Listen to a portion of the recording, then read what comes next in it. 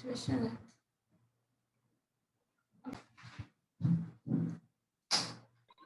Yes ma'am, good afternoon ma'am. Good afternoon. मैंने 12:05 में ही भेजा था। यस मैम, मैम अभी तुरंत लिंक आया है, वही सोचा आज क्लास का लिंक नहीं आया मैम।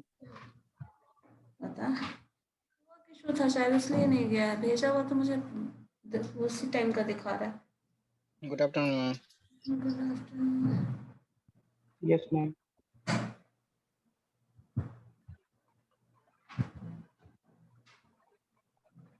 मैम एलिप्स का पीडीएफ शेयर कर दीजिए, जो हैंड रिटन था, बोली थी शेयर कर देंगे उसको। अच्छा हाँ ठीक है, कर देते पहले आज एक्सप्लेन कर देते हैं सारा, फिर आपको वो भी।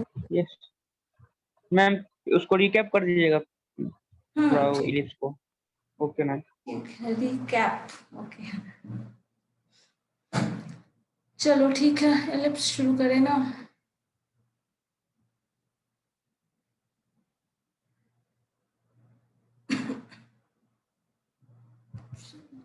देखिए एलिप्स और पैराबोला में क्या सिमिलरिटी बता सकता है? सिमिलरिटी क्या थी जो सिमिलर था? एग्जैक्टली बताओ तो। कुछ डिफरेंस भी था जो सिमिलर था, एग्जैक्टली वो क्या था?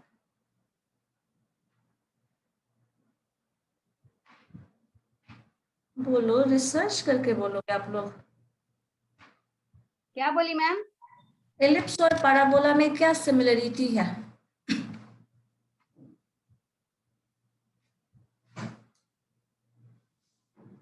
नहीं पता?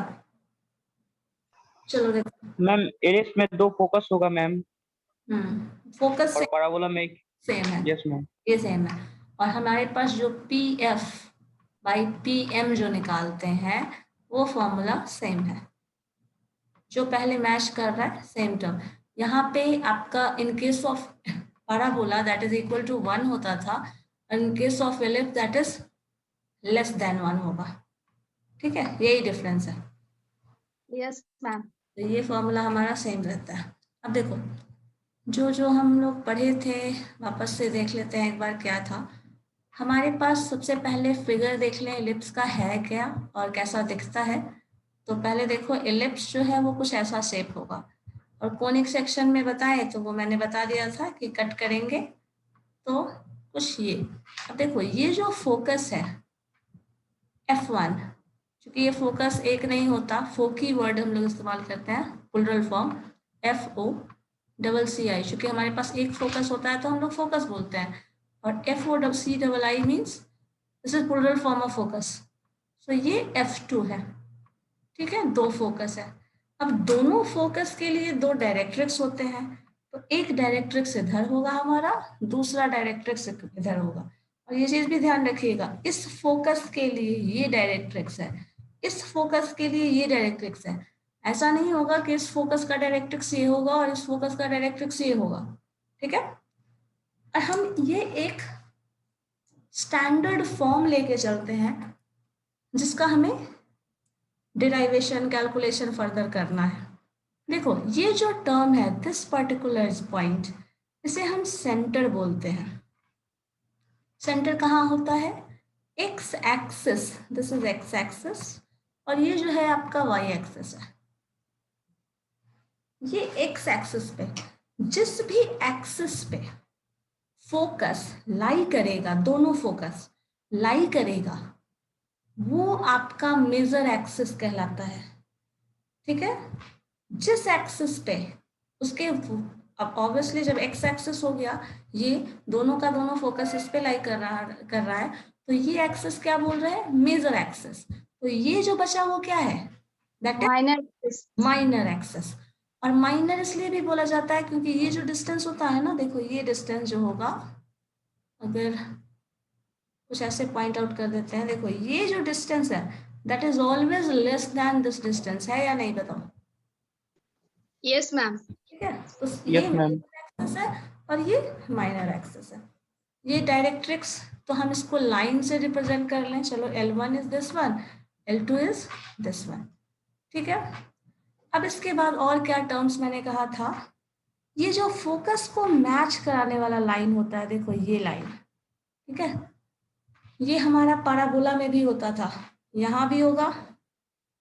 इसको हम लोग पाराबोला में क्या बोलते थे याद है? लेटस रेक्टम, याद है या नहीं? Yes ma'am, yes ma'am, yes ma'am. 4a होता है मैम इसका वैल्यू, लेटेस्ट हाँ, सेक्टर 4a का होता था। तो यहाँ पे भी ये जो टर्म है ये भी आपके पास नोन होगा। देखो इसमें मैंने एक टर्म आपको ये बताया था, इस लाइन को ऐसे मैच कराने वाले को हम लोग क्या बोलते थे? Double coordinates. सब चीज नोट करते चले जाओ, ठीक है? ऐसे लिखा हुआ मिल जाएगा बट नोट करते चले जाना तो याद रहेगा। डबल कोऑर्डिनेट्स, ये जो डबल कोऑर्डिनेट्स है ये अगर यहाँ फोकस पे आ जाए तो क्या होगा? वही लेटेस्ट सेक्टम का लेंथ बताता है। यही यहाँ पे आ जाए तो लेटेस्ट सेक्टम का लेंथ बताता है। अब देखो इस फोकस से क्रॉस करने वाला लाइन, अगर ऐसा लाइन बनता है कुछ यहाँ कहीं भी दोनों फोकस से, तो उसको हम लोग फोकल कॉर्ड कहेंगे। कॉर्ड वर्ड इस्तेमाल करते हैं कहाँ? सर्किल में, याद है? कॉर्ड, डायमीटर यस मैम, ने भी लाइन इंटरसेक्ट करने में, दोनों सर्किल के किसी भी एक एंड पार्ट से दूसरे पार्ट वाले पोर्शन जो भी होंगे दैट इज ऑल कॉर्ड। तो यहाँ पे ये जो कॉर्ड जो भी फोकस से पास करने वाला कॉर्ड होगा उसको आप लोग फोकस कॉर्ड बोलेंगे, ठीक है? ये तो सारा टर्म है जो कि हम लोग यूज कर रहे हैं। चलो देखो इसके बाद हमें देखना क्या है, जो पॉइंट नोट करने वाला है। अब हमें इस एलिप्स का इक्वेशन फाइंड करना है। जो जो टर्म दिया हुआ है वो हमारे पास है। सेंटर याद है होना चाहिए, फोकस होना चाहिए, डायरेक्ट्रिक्स होना चाहिए, एक्सिस पता होना चाहिए, मेजर एक्सिस और माइनर एक्सिस इतना पता होना चाहिए। अब देखो इस फोकस का जो पॉइंट है, देखो आपके पास क्या टर्म होता है? P F. चलो हम एक पी एफ ले लेते हैं, PF1 या फिर PF2। चलो हम PF2 ले लेते हैं। 2 इसलिए ले रहे हैं ना क्योंकि हम पॉजिटिव वाले टर्म को डील कर रहे हैं, ऐसा ना हो नेगेटिव वाले में टेंशन हो जाए। हालांकि दोनों में एक ही चीज आएगा। ये टर्म 0 0 है, एक्स एक्सिस, वाई एक्सिस पता है आपको, तो this term is going to be 0 0। मान लो ये टर्म हम ले रहे हैं, सो PF2 बाई P, एक पॉइंट ले लो यहाँ पे, इस पॉइंट को, और ये डिस्टेंस इस तरह से, ये P पॉइंट है, PXY ले लीजिए, ठीक है? ये एक पॉइंट ऑन एलिप्स है, ये परपेंडिकुलर M ले रहा है, जो कि हम लोग पाराबोला में भी किए हुए हैं। किया है ना सा? PF बाई PM का रेशियो निकालते थे तो वो रेशियो हमेशा इक्वल टू 1 आता था। तो हमें पता था this distance and this distance is going to be equal. था ऐसा? हाँ या ना? बताओ, पाराबोला में ऐसा था? Yes ma'am. वही पाराबोला का इक्वेशन सॉल्व करने के बाद में आपको मिलता था y square is equal to 4ax, solve करके जो हम लोग लाए थे। Yes ma'am. अब यही चीज हमें यहाँ देखना है। तो ये रेशियो जो होगा PF by PM is equal to, sorry it is not equal to, ये क्या होता है? चलो इक्वल टू ही ले लें हम। इक्वल टू क्या होता है? Eccentricity, and that eccentricity is equal to क्या है? Less than 1। हमारे पास इस केस में होता है, पाराबोला के केस में क्या हो जाता है? ये value greater than 1 less than 1 value पता होता है, इक्वल टू 1 होता है, यहाँ पे लेस देन 1 होगा। लेकिन 1 2 हम बाद में लिखेंगे, हम बस इसेंट्रिसिटी लिख देते हैं। इसेंट्रिसिटी डिफाइन किया जाता है ऐसे। अब बताओ मुझे PF बाई PM, ये जो है ये क्या है? ये स्ट्रेट लाइन है। इस स्ट्रेट लाइन से इसका डिस्टेंस निकालना है इस पॉइंट का। इसका फॉर्मूला पता है किसी को? चलो छोड़ो, PF का डिस्टेंस बताओ तो मुझे कोई। PF का कैसे कैलकुलेट करेंगे? ये P है, ये F है।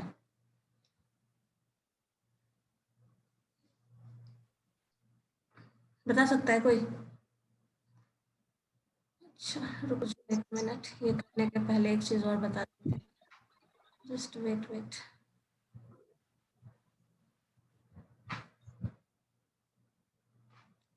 देखो ये जो फोकस है ना, इस फोकस का पॉइंट, जैसे हमें याद है वहां हम A0 लिखते थे, यहाँ फोकस का पॉइंट होता है -AE, नीचे लिख देते हैं, ये फोकस जो है that point is AE0, -AE0 क्योंकि ये ऑर्डिनेट के इस साइड है। दूसरे में आ जाओ, AE और 0, ठीक है, ये दो पॉइंट है, -AE0 और AE0, ठीक है, ये फोकस है। अब इस फोकस के बाद, इस पॉइंट के बाद हम लेके चलते हैं एक पॉइंट P, जिसका पॉइंट है XY, ये डिस्टेंस M। अब मुझे बताओ कोई PF क्या होगा, P से F का डिस्टेंस, x माइनस ए का whole square plus y minus 0 का होल स्क्वायर। x - a का होल स्क्वायर, अंडर रूट कर लें या फिर इसका स्क्वायर ही कर लें, चलो इस टर्म का भी स्क्वायर कर लेते हैं, इस टर्म का भी स्क्वायर कर लेते हैं, और यहाँ भी हम लोग इसेंट्रिसिटी का भी स्क्वायर कर लेते हैं। ये काम तो हम करने में कोई दिक्कत नहीं है ना, डिफाइंड है ऑलरेडी, हमने स्क्वायर कर लिया उस टर्म का, ठीक है। उसके बाद देखो, अब इस टर्म का PF का डिस्टेंस, किस पॉइंट से इस पॉइंट का डिस्टेंस, तो x में से x घटाइए, तो x कोऑर्डिनेट अगर हम घटाएंगे तो क्या होगा, x माइनस AE का square plus y square, y minus 0 का स्क्वायर,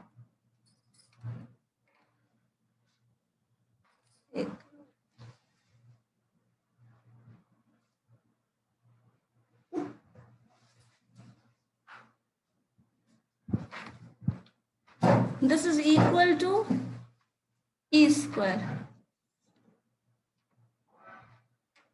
PM का स्क्वायर, कोई बता सकता है P से M का डिस्टेंस क्या होगा, कोई भी?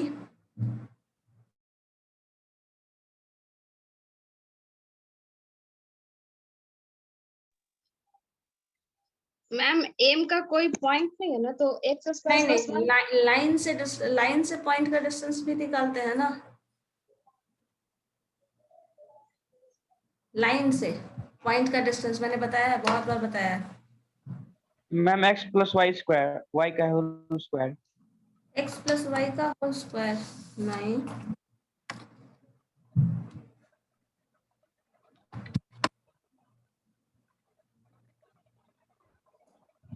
किसी भी लाइन से किसी पॉइंट का डिस्टेंस कैसे निकालते हैं? जो फॉर्मूला होता है ax plus by plus c is equal to 0, ये हमारे पास स्ट्रेट लाइन का फॉर्मूला होता है, उसमें हम under root a square b square करते हैं, यही था, बताओ, ये पढ़ा था। जहाँ x पॉइंट अगर है, x और पॉइंट अगर दिया हुआ होगा तो x और y का वैल्यू रख दोगे, वही टर्म आएगा। तो यहाँ तो c तो है, yes ma'am. y is equal to value, तो यहाँ पे देखो y का कोऑर्डिनेट क्या होगा, कुछ पर्टिकुलर पॉइंट x, हमारे पास ये वैल्यू, ये जो लाइन का इक्वेशन है ना, इस लाइन का इक्वेशन जो है x is equal to a/e है,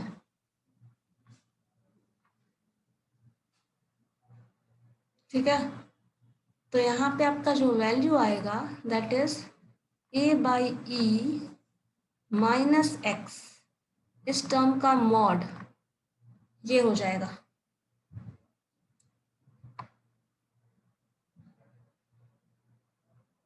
ठीक है। इसको डिटेल में हम बता देंगे बाद में, पहले ये देख लो कैसे करते हैं डेराइवेशन वाला पोर्शन, लाइन और स्ट्रेट लाइन, ये इक्वेशन बाद में देख लेते हैं। चलो ठीक है, इतना हो जाएगा। अब देखो इस टर्म का स्क्वायर सारा कुछ हम लोग कर चुके हैं, स्क्वायर कर दिए तो ये टर्म उधर चला जाएगा, हाँ सॉरी, इस टर्म का स्क्वायर किया, सारे टर्म का स्क्वायर किया, तो इसका भी स्क्वायर करना पड़ेगा, इस टर्म का स्क्वायर नहीं किए। अब देखो नेक्स्ट स्टेप पे जब हम जा रहे हैं तो x माइनस AE का स्क्वायर, ठीक है, plus y square is equal to square into, यहाँ लिख देते हैं इक्वल टू वाला portion, this is equal to a by e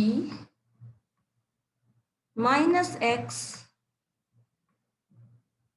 square into e square. ठीक है, बोलो, लिख सकते हैं ना, क्रॉस मल्टीप्लाई कर देंगे। अब इसी चीज को ब्रेक करना पड़ेगा हमें पूरा सॉल्यूशन निकालने के लिए, सारा का सारा term a square plus b square पे ब्रेक करना पड़ेगा। तो देखो इसको जब ब्रेक करोगे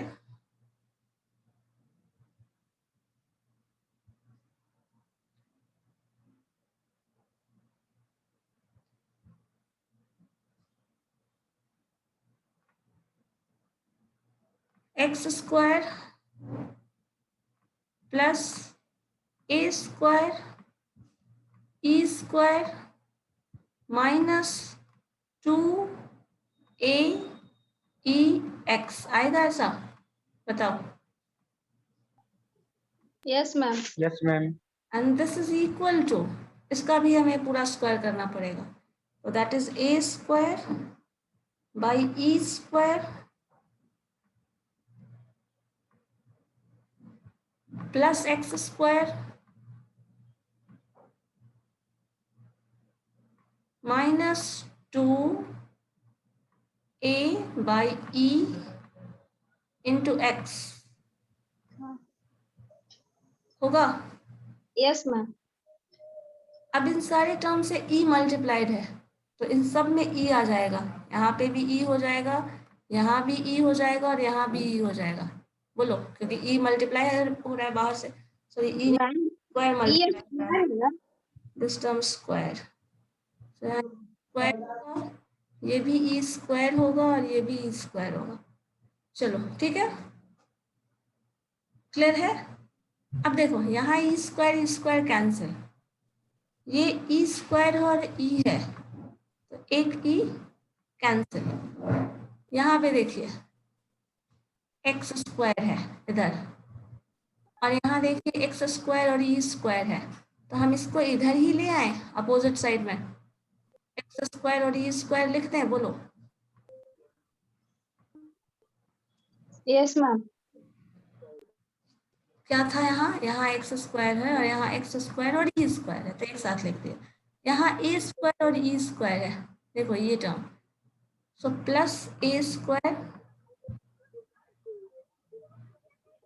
plus a square E square,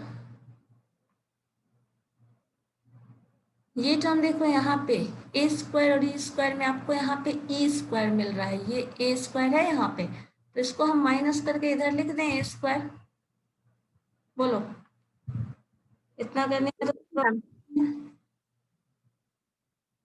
फिर हमारे पास -2ax है, ये देखो इधर माइनस है, तो दोनों सेम साइन है, कैंसिल कर दें, बताओ। Yes ma'am. ये डायरेक्टली कैंसिल हो जाएगा, बचा क्या हमारे पास ये टर्म, सो ये इधर आके -x स्क्वायर, अच्छा ये तो ऑलरेडी आ चुका है ना, just wait, ma'am y square होगा सिर्फ, plus simply y y square. Square हो जाएगा, प्लस y स्क्वायर हो जाएगा, and that is equal to 0। अब देखो इसमें से अगर हम चाहें तो एक्स स्क्वायर कॉमन ले लें और 1 माइनस ई स्क्वायर लिख दें, यस मैम। प्लस देखो यहाँ पे ए स्क्वायर कॉमन ले लें इन दोनों में से, यस मैम। तो यहाँ पे A square into 1 minus E square, copy करके भी एक बार देखो तो क्या आ रहा है, 1 माइनस ई स्क्वायर आ गया, प्लस साइन वाई स्क्वायर, ठीक है, प्लस मैम ए स्क्वायर -1 होगा ना, ए स्क्वायर माइनस ए स्क्वायर है, तो ए स्क्वायर कॉमन ले रहे हैं तो ए स्क्वायर -1 ना, उल्टा लिख दिया मैंने, 1 माइनस ई स्क्वायर नहीं, E square -1, E square -1, that term plus Y square, ठीक है, and this is equal to 0, ठीक है। अब देखो हमें क्या मिलना है, ये टर्म कांस्टेंट है, ये वाई स्क्वायर और एक्स स्क्वायर है, तो हम एक्स स्क्वायर एक मिनट रुक जाओ तो।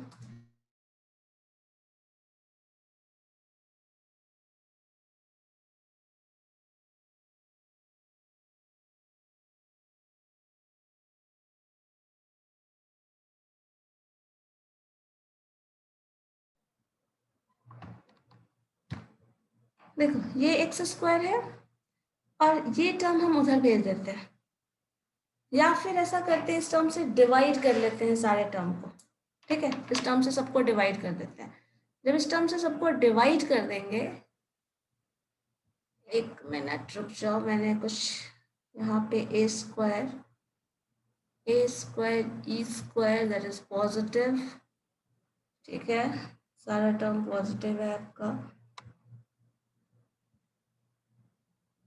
ठीक है, A square and E square.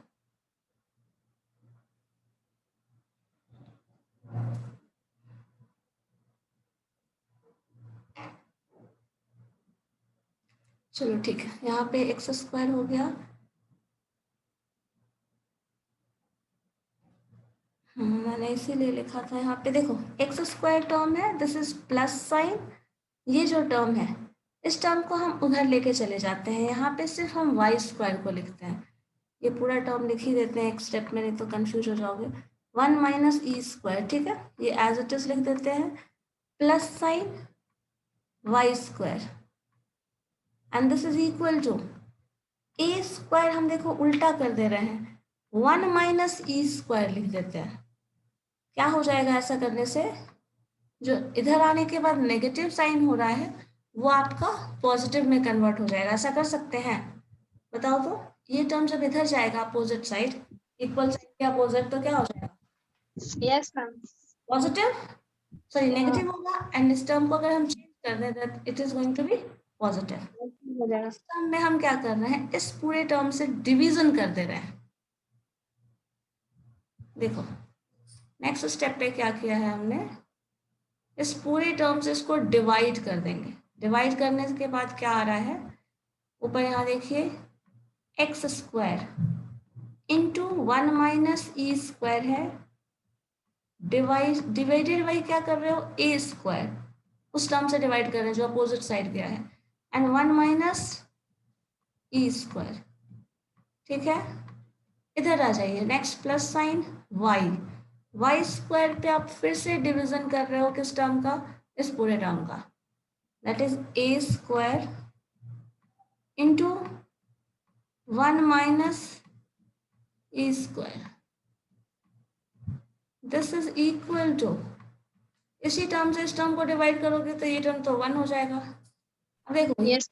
ये टर्म कैंसिल, आया क्या, x square by a square a square plus Y square by y square by ये टर्म है, yes ma'am. Is equal to, हम लोग मान लेते हैं ये जो भी है स्क्वायर है टर्म है, और स्क्वायर टर्म का पॉसिबल वैल्यू जो भी होगा कुछ पॉजिटिव वैल्यू होगा। इस पॉजिटिव वैल्यू को हम बी स्क्वायर कंसिडर कर लेते हैं and this is equal to 1। ये इक्वेशन जो है यही इलिप्स का इक्वेशन देता है। यहाँ पे इसेंट्रिसिटी जो होगी, देखो इसेंट्रिसिटी की वैल्यू हमेशा क्या होती है इलिप्स में, लेस देन 1 होती है क्या। इसेंट्रिसिटी का वैल्यू इलिप्स के केस में क्या होता है, लेस देन 1 होगा। Yes ma'am. PF by PM is less than 1। अब लेस देन 1 होगा और 1 से घटा रहे हो तो कुछ पॉजिटिव नंबर आएगा। ठीक है, यस मैम। आएगा, और ये स्क्वायर ऑलरेडी पॉजिटिव है, तो दोनों पॉजिटिव टर्म का मल्टीपल मिलके जो भी मिलेगा that is always a positive term. और वो जो भी होगा दैट बी टर्म, बी जो होगा वो क्या होगा, लार्जर कौन होगा, बी ज्यादा बड़ा होगा या ए ज्यादा बड़ा होगा, कोई बता दो। इस इक्वेशन से यहाँ से हम कंपेयर करें, इसेंट्रिसिटी इज लेस देन 1 है। ठीक है, जब इसेंट्रिसिटी लेस देन 1 है तो ये ए स्क्वायर जो टर्म है वो लार्जर होगा कि बी स्क्वायर जो टर्म है वो लार्जर होगा, बस इतना बताओ मुझे सोचकर। B square large ma'am. B square, yes ma'am. और कोई, और भी कोई है, राजेश आप बताइए तो क्या होगा। ए स्क्वायर होगा मैम। बी, देखो एक चीज, आप जो लॉजिक लगा रहे हैं वो कुछ मैम पता कैसे चलेगा कि कौन बड़ा है? ए स्क्वायर होगा क्योंकि बी स्क्वायर में तो ई है। ऑब्वियसली ए स्क्वायर लार्जर होगा, कैसे पता चलेगा यही? मैम नेटवर्क देखो क्या है, जो टर्म हम लोग सॉल्व करके ला रहे हैं, ठीक है, यहाँ पे हमें सारा टर्म दिया हुआ है। चलो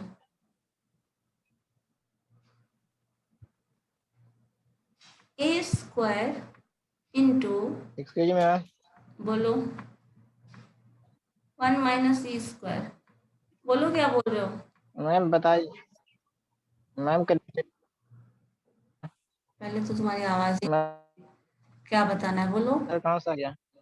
हाँ मैम वहाँ बाई स्क्वायर बटे बी स्क्वायर कहाँ से आ गया मैम? हाँ हाँ वही बता रहे हैं। देखो इस टर्म का जो भी है वैल्यू, ये इतना होने वाला है, क्या होने वाला है मान लेते हैं, क्या होने वाला है छोड़ दो, कोई एक पर्टिकुलर कांस्टेंट ही आएगा, हम ये लिख सकते हैं। चलो, या फिर इस चीज को और थोड़ा आसान बना लें। ई क्या होता है? P F by P M, और P F by P M ellipse के केस में क्या है? लेस देन 1, और इसी को आप ई बोल रहे हैं। कोई भी वैल्यू जिसका जो लेस देन 1 हो, वो क्या होगा? उसका स्क्वायर करो, कुछ स्क्वायर करके देखो, 0.5 का स्क्वायर करके देखो, 0.50 का स्क्वायर करके देखो, क्या आएगा बोलो?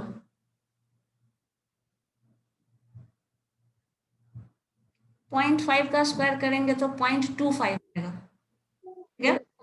Yes ma'am. जो 0.5 है उससे भी छोटा क्या हो गया? 0.25 यस मैम। होगा।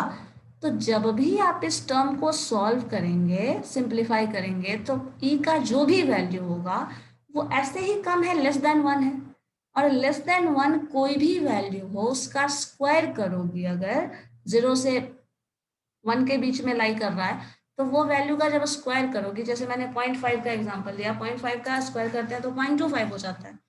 चलो 0.30 का स्क्वायर कर लो, 0.3 का स्क्वायर करो, क्या होगा? 0.9 हो जाएगा, यही होगा ना? 0.09 होगा क्या? Yes ma'am. और छोटा होता यस चला जाएगा, 1 में से और छोटा होता चला जाएगा ये वैल्यू। जैसे जैसे ये वैल्यू छोटा होगा, 1 माइनस दिस टर्म क्या होगा? बड़ा होता चला जाएगा। तो ये जो भी होगा क्या होगा? ऑलवेज होगा, ये बताओ, बताओ हाँ या ना। चलो हम 0.5 रख के ही बता देते। वो नेगेटिव ना हो?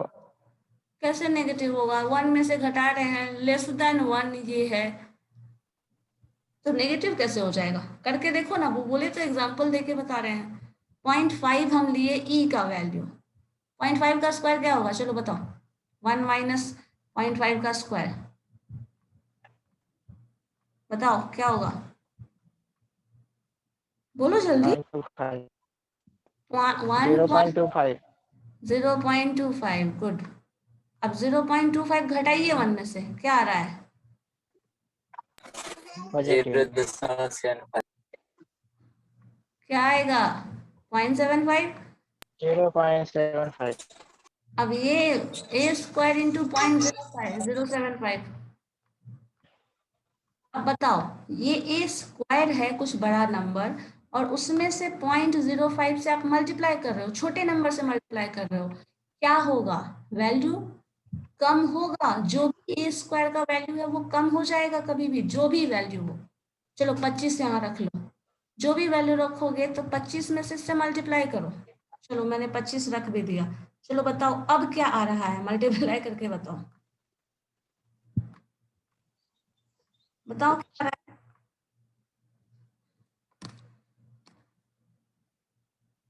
बताओ क्या आ रहा है?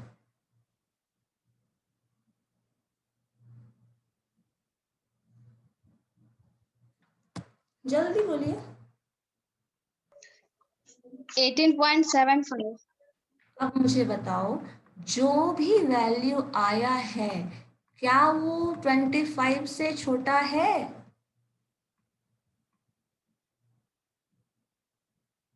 क्योंकि ये ए स्क्वायर है और ये बी स्क्वायर है, तो बी स्क्वायर को क्या लिख रहे हैं आप, 18.75 हो गया, वो छोटा हो गया, तो ए से हमेशा बी क्या हो जाएगा, छोटा हो जाएगा, समझ गए। और इसमें आप 1 के बीच में, 0 और 1 के बीच में कोई भी वैल्यू रख लो यहाँ, ठीक है, 0 और 1 के बीच में कोई भी वैल्यू रख लो यहाँ, ये कंडीशन सेटिस्फाई करेगा हर केस में। अभी आप वेरीफाई करके देख सकते हैं। और लेकिन जो भी आएगा, जो रिजल्ट आएगा, that is always a positive number, समझे, इसलिए मैंने इसको बी स्क्वायर नोटेशन डाल दिया। आप चाहो तो ये पूरा का पूरा सेट भी यहाँ लिखेंगे, तब भी लिखा जा सकता है, कोई दिक्कत नहीं है। लेकिन स्टैंडर्ड फॉर्म जो यूज होता है, जो क्वेश्चन में आपको मिलेगा, जो हर जगह आपको एलिप्स का इक्वेशन दिखने वाला है, वो ये वाला इक्वेशन मिलेगा। लेकिन अगर आप इसको भी यूज करते हैं, then that is not wrong. इसलिए यहाँ पे बी स्क्वायर कुछ, क्योंकि जो भी आएगा that is a numerical value, और कुछ भी पॉजिटिव नंबर आएगा, इसलिए इसको इस टर्म का स्क्वायर के फॉर्म में लिख दिया जाता है। स्क्वायर टर्म जो भी होगा that is always a positive number.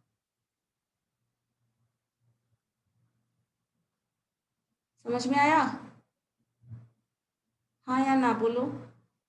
Yes ma'am. Yes ma'am. यही चीज करना है हमें, इसलिए यहाँ रिप्लेस करके लिखा जाता है। तुम इस टर्म को भी रहने दोगे, यहाँ पे बी स्क्वायर ना लिख के अगर आप यहाँ पे 1 माइनस ई स्क्वायर लिखते हैं, 1 माइनस ई स्क्वायर इंटू ए स्क्वायर, तब भी कोई गलत नहीं है, वो वही होगा, लिख सकते हो। लेकिन हमेशा इस तरह से क्वेश्चन आपको मिलने नहीं वाला, ठीक है, जो मिलेगा वो इसी बी स्क्वायर के फॉर्म में मिलेगा। और यहाँ पे B square is less than A square, या फिर आप ये लिख सकते हैं A is greater than B, B is less than A. और ये न्यूमेरिकल फैक्ट यहाँ पे मैंने ये प्रूफ करके बताया है, ठीक है, करके देख सकते हो तुम लोग, कोई भी क्वेश्चन कोई भी वैल्यू रख के देख लो, वही आएगा आंसर हर केस में। जो भी ए स्क्वायर आप रखोगे यहाँ पे, कुछ भी ए स्क्वायर रख लेना, कुछ भी ए स्क्वायर रख सकते हो, but that is a positive number, कुछ भी पॉजिटिव रख सकते हो, क्योंकि स्क्वायर है, square can never be negative.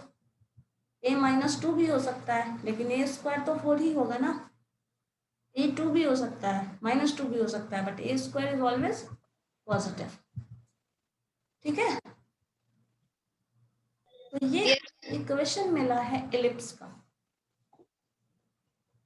ठीक है। एक एग्जांपल हम लोग देख लेते हैं इससे, तो शायद कुछ क्लियर हो जाए। अब क्वेश्चन कैसा रहेगा या फिर किस टर्म में पूछा जा सकता है, क्या क्या इंफॉर्मेशन दिया रहेगा, क्या नहीं दिया रहेगा, वो देख सकते हो।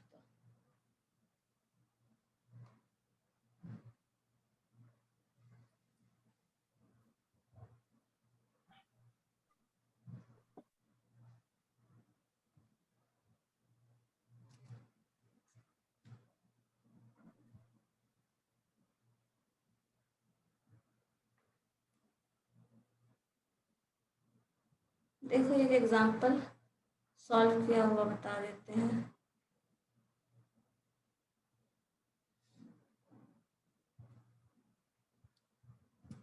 चलिए देखिए, अब इक्वेशन देखो यहाँ पे दिया हुआ है हमारे पास, इक्वेशन है 9x² + 16y² = 144, ठीक है। क्या किया गया है, इस टर्म को अगर सॉल्व करना है ऐसे क्वेश्चन को, देखो एक क्वेश्चन है हमारे पास 9x² +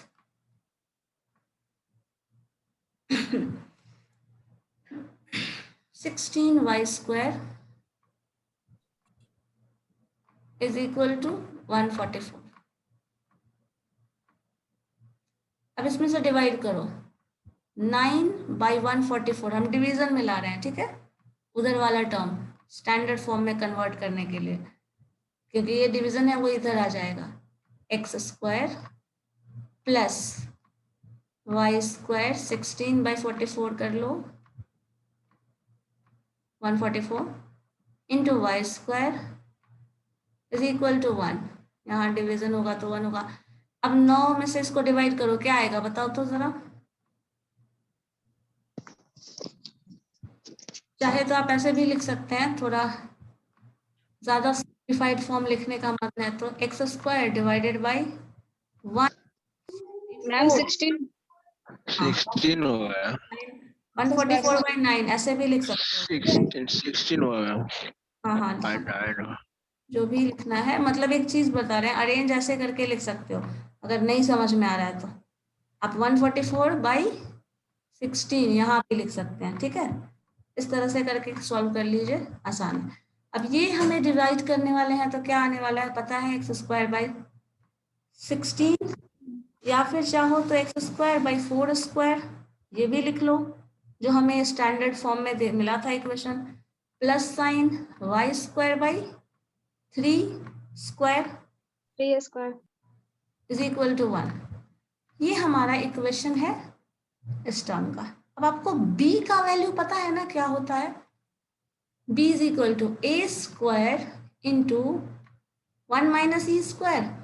बताओ, दिस इज यस कितना आया है, दिस इज 3² मतलब 9 है ना। a का वैल्यू पता है क्या है, बताओ, 16 1 - e²। बताओ यहाँ से आप e² का वैल्यू निकाल सकते हो या नहीं, मुझे ये बताओ। यस मैम निकल जाएगा। इसी तरह इक्वेशन हमारे पास दिया रहेगा ना तो हम सारा वैल्यूज कैलकुलेट कर सकते हैं।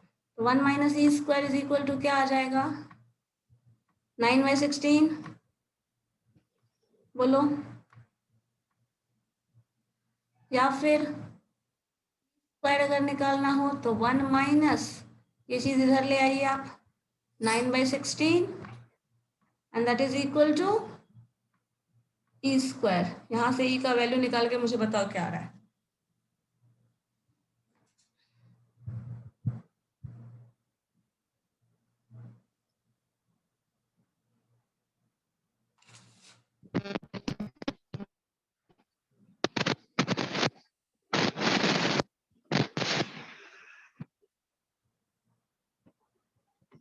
जीरो 0.3125 0.3125 फ्रैक्शन में जो आ रहा है उसी फॉर्म में रहने दो।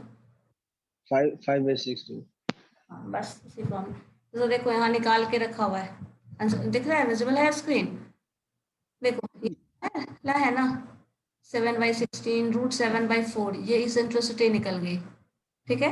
अब इस इसेंट्रिसिटी से आपको ए ई पता है क्या होता है, फोकस, A/E डायरेक्ट्रिक्स, तो फोकस मिल गया डायरेक्ट्रिक्स मिल गया, इस तरह बाकी का सारा टर्म हमें मिलने जा रहा है, ठीक है।